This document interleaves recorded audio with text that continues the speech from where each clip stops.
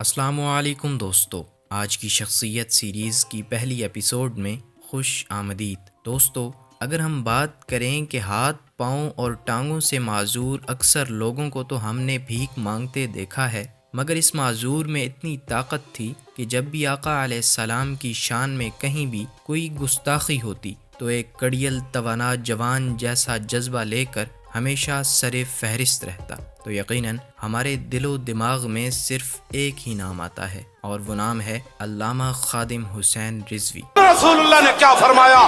فرمایا من سب نبیا فاقتلوہ، فرمایا قیامت تک جو نبی کے بارے میں بات کرے اس کو کاٹ کر رکھ دو۔ علامہ خادم حسین رضوی 3 ربیع الاول 1386 ہجری بمطابق 22 جون 1966 کو نکا توت ضلع اٹک میں پیدا ہوئے۔ آپ کے والد کا نام حاجی لال خان عوان تھا۔ آپ نے ابتدائی تعلیم 4 کلاس تک اپنے گاؤں نکا کلاں کی اسکول سے حاصل کی۔ اس کے بعد دینی تعلیم کے لیے ضلع جہلم چلے گئے۔ اس وقت آپ کی عمر بمشکل 8 سال ہی تھی، اور یہ 1974 کی بات ہے۔ علامہ خادم حسین رضوی جب اکیلے جہلم پہنچے تو اس وقت تحریک ختم نبوت اپنے عروج پر تھی، اور اس کی وجہ سے جلسے جلوس اور پکڑ دھکڑ کا عمل چل رہا تھا۔ جہلم میں علامہ خادم حسین رضوی صاحب کے گاؤں کے استاد حافظ غلام محمد موجود تھے، جو انہیں جامعہ غوثیہ اشاعت العلوم عیدگاہ لے گئے۔ یہ مدرسہ قاضی غلام محمود کا تھا، جو پیر مہر علی شاہ کے مرید خاص تھے۔ وہ خود خطیب و امام تھے، اس لیے مدرسے کے منتظم ان کے بیٹے قاضی حبیب الرحمن تھے۔ مدرسے میں حفظ قرآن مجید کے لیے استاد قاری غلام یاسین تھے، جن کا تعلق ضلع گجرات سے تھا، اور وہ آنکھوں کی بینائی سے محروم تھے۔ علامہ خادم حسین رضوی نے قرآن مجید کی ابتدائی 12 سپارے جامعہ غوثیہ اشاعت العلوم میں حفظ کیے، اور اس سے آگے کے 18 سپارے مشین محلہ نمبر 1 کے دارالعلوم میں حفظ کیے۔ آپ کو قرآن پاک حفظ کرنے میں 4 سال کا عرصہ لگا۔ جب آپ کی عمر 12 برس ہوئی تو دینیا ضلع گجرات چلے گئے، اور وہاں 2 سال قرات کی تعلیم حاصل کی۔ قرات کی تعلیم حاصل کرنے کے بعد 1980 میں مزید تعلیم حاصل کرنے کے لیے لاہور چلے گئے۔ وہاں آپ نے شورافاق دینی درسگاہ جامعہ نظامیہ لاہور میں درس نظامی کی تعلیم حاصل کی۔ 1988 میں دورہ حدیث مکمل ہوا اور دستار فضیلت عطا کی گئی۔ آپ نے پہلی ملازمت محکمہ اوقاف پنجاب میں کی۔ اس سلسلے میں آپ داتا دربار لاہور کے نزدیک واقع پیر مکی مسجد میں خطیب تھے۔ جب محکمہ اوقاف کی ملازمت ترک کی تو اس وقت آپ کی تنخواہ 20,000 ماہانہ تھی۔ پھر یتیم خانہ لاہور روڈ کے قریب واقع مسجد رحمت للعالمین میں خطیب رہے، جہاں سے 15,000 ماہانہ مشاعرہ ملتا تھا۔ ممتاز قادری رہائی تحریک کے محرک اور سرپرست اعلیٰ رہے۔ تحریک فدایان ختم نبوت کے امیر رہے۔ آپ کی شادی اپنے چچا کی بیٹی سے ہوئی، جو آپ کے والد لال خان نے رشتہ پسند کیا تھا۔ آپ کی شادی 1993 میں محکمہ اوقاف میں خطیب کی ملازمت کے بعد ہوئی۔ آپ کی اولاد میں 2 بیٹے اور 4 بیٹیاں شامل ہیں۔ آپ کے بڑے بیٹے کا نام حافظ محمد سعد اور چھوٹے بیٹے کا نام حافظ محمد انس ہے۔ دونوں بیٹے حافظ قرآن ہیں اور درس نظامی کا کورس کر رہے ہیں۔ 2009 میں پیش آنے والے ایک حادثے میں وہ معذور ہو گئے اور ویل چیئر تک محدود ہو گئے تھے۔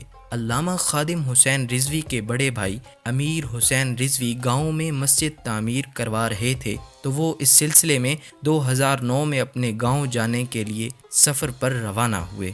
راستے میں ڈرائیور کو نیند آ گئی اور ایک موڑ سے گاڑی نیچے جا گری۔ اس حادثے میں آپ کے سر اور مغز میں شدید چوٹیں آئیں، جس کے باعث آپ کے جسم کا نچلا حصہ معذور ہو گیا۔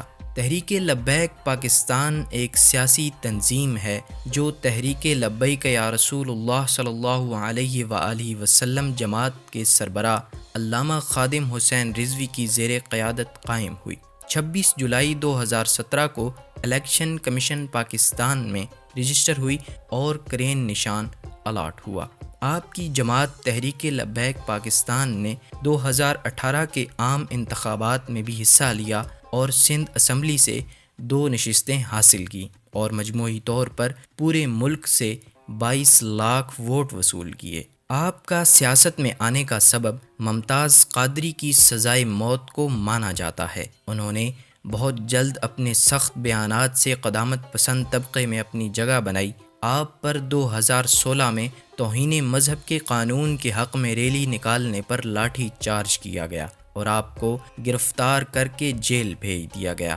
آپ کو پنجاب حکومت نے 4تھ شیڈول میں رکھا ہوا تھا، جس کا مطلب ہے کہ آپ کو اپنی نقل و حرکت کے بارے میں پولیس کو آگاہ رکھنا ہوتا تھا۔ 2017 میں ایک پارلیمانی بل میں حکومت کی طرف سے قانون ختم نبوت کی ایک شق میں الفاظ بدلنے پر آپ نے سخت رد عمل کا اظہار کیا اور نومبر 2017 میں فیض آباد انٹرچینج پر دھرنا دے دیا۔ 25 نومبر کی صبح وفاقی پولیس اور رینجر نے ایک ناکام آپریشن کیا جس میں کئی افراد زخمی ہوئے۔ پولیس نے 12,000 آنسو گیس کے شیل پھینکے اور 8 لوگ ہلاک بھی ہوئے۔ واقعے کے بعد ملک گیر احتجاج شروع ہو گیا، جس کی وجہ سے وزیر قانون زاہد حامد کو استعفیٰ دینا پڑا۔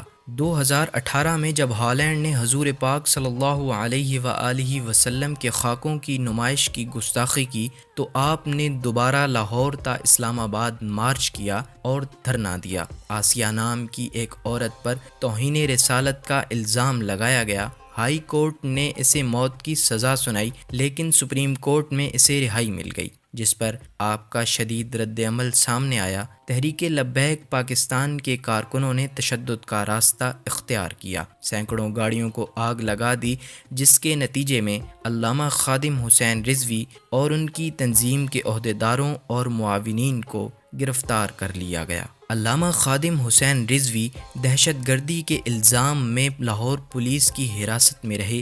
مئی 2019 کو ضمانت پر رہائی ملی۔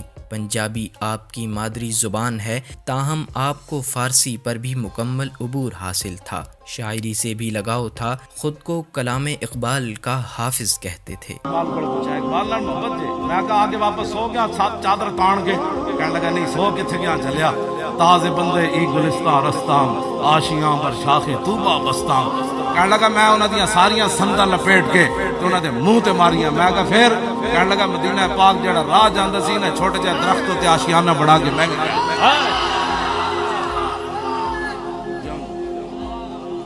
وفات سے چند دن پہلے فیض آباد پھر دھرنا دیا۔ اس بار آپ کا مطالبہ فرانس کے سفیر کو پاکستان سے نکالنا تھا، کیونکہ فرانس کے صدر نے گستاخانہ خاکوں کی حمایت کی تھی۔ 19 نومبر 2020 بروز جمعرات کو 54 سال کی عمر میں لاہور میں وفات پائی۔ 21 نومبر 2020 بروز ہفتہ کو صبح 10 بجے نماز جنازہ گراؤنڈ مینار پاکستان میں ادا کی گئی۔ جنازہ صاحبزادے سعد رضوی نے پڑھایا۔ لاہور کی مسجد رحمت للعالمین سے ملحق مدرسہ ابو ذر غفاری میں سپرد خاک ہوئے۔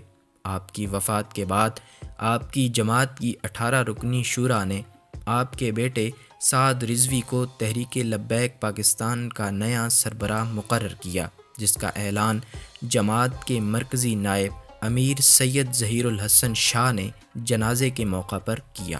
انہیں جانا انہیں مانا، نہ رکھا غیر سے کام، للہ الحمد میں دنیا سے مسلمان گیا۔ دوستو، ویڈیو پسند آئے تو لائک اور شیئر ضرور کیجیے گا اور کمنٹ سیکشن میں اپنی قیمتی آراء کا اظہار ضرور کیجیے گا۔ اللہ تعالیٰ آپ کو دنیا و آخرت کی خوشیاں نصیب فرمائے، آمین۔ اللہ حافظ۔